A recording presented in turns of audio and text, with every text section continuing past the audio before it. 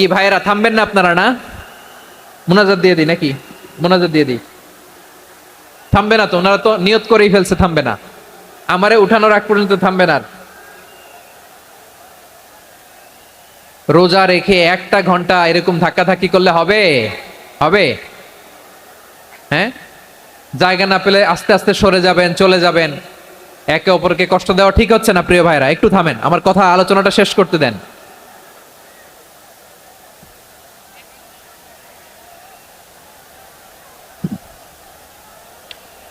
ওয়াল কানিতিনা ওয়াল কানিতাত, অনুগত বান্দা বান্দীদেরকে আল্লাহ বড্ড ভালোবাসেন। আল্লাহ বলেন হাফিজু আলাস সালাওয়াতি ওয়াস সালাতিল ওয়াসতা ওয়া কুমু লিল্লাহি কানিতিন। তোমরা নামাজগুলোকে যত্নের সাথে আদায় করো, বিশেষ করে মধ্যম নামাজ, আসরের নামাজ। আর আমি আল্লাহর সামনে যখন দাঁড়াবা, আমি আল্লাহর সামনে যখন দাঁড়াবা অনুগত হয়ে দাঁড়াবা। আল্লাহর সামনে নামাজে যখন দাঁড়াবো অনুগত হয়ে দাঁড়াবো। অনুগত,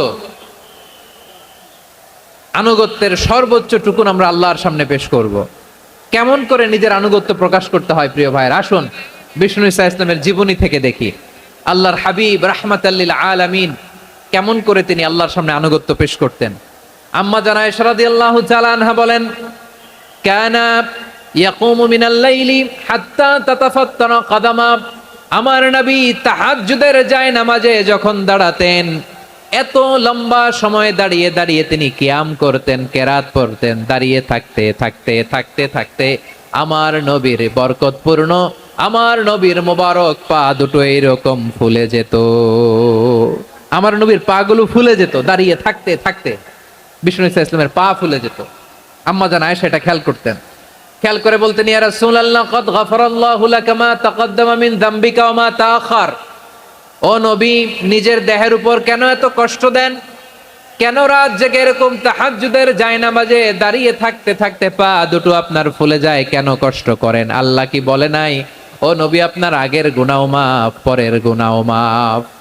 আসলে বিশ্ব নবীর কোনো গুনাহই নাই। নবীরা মাসুম হয়, নিষ্পাপ হয়।